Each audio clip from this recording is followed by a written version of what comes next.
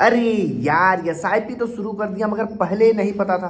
दोस्तों अगर ये गलती आप भी कर रहे हैं तो आज से बंद कर दीजिए। सबसे पहले आप स्मॉल कैप और लार्ज कैप में अंतर तो समझ लीजिए कि आपको पैसा किसमें ज़्यादा मिलेगा और क्यों ज़्यादा मिलेगा। अगर आप कैसे और क्यों के अंतर को समझ गए तो आप डबल नहीं ट्रिपल लार्ज कैप के से ज़्यादा रिटर्न बनाएंगे। कैसे?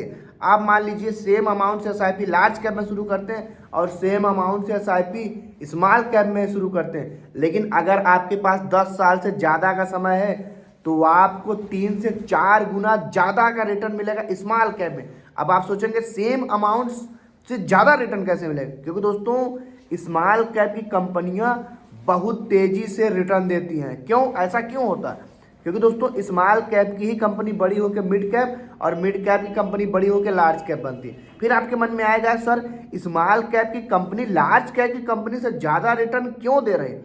भाई इसका सीधा सा फंडा है, स्मॉल कैप वो कंपनियां हैं जो अभी अंडर वैल्यूड चल रही, यानी जिनका बिजनेस अभी फैलना शुरू हुआ है, जो किसी एक खास बिजनेस पे खास निच पे काम कर रही है। और जिस दिन उनका बिजनेस सफल होगा और उनकी मार्केटिंग अभी बहुत छोटे लेवल पर हो रही, लेकिन वो अपने बिजनेस को पूरे इंडिया पूरी दुनिया फैलाना चाहती है, तो आप खुद सोच के समझिए कि उससे उनका रिटर्न कितना ज़्यादा हो जाएगा, वो कितना ज़्यादा प्रॉफिट कमाएंगे। और लार्ज कैप का तो बिजनेस पूरी तरह फैला हुआ है, उनका बस जो प्रोडक्ट सेल हो रहा है उससे उनकी एक लिमिटेड कमाई हो रही। हाँ लार्ज कैप में एक स्थिरता बनी रहती है कि नीचे नहीं जाएगा, लेकिन स्मॉल कैप की संभावना बहुत ज़्यादा होती है। क्योंकि दोस्तों अगर आप स्मॉल कैप में पैसा लगाएंगे तो वो आपका पैसा किसी एक कंपनी में नहीं जाएगा।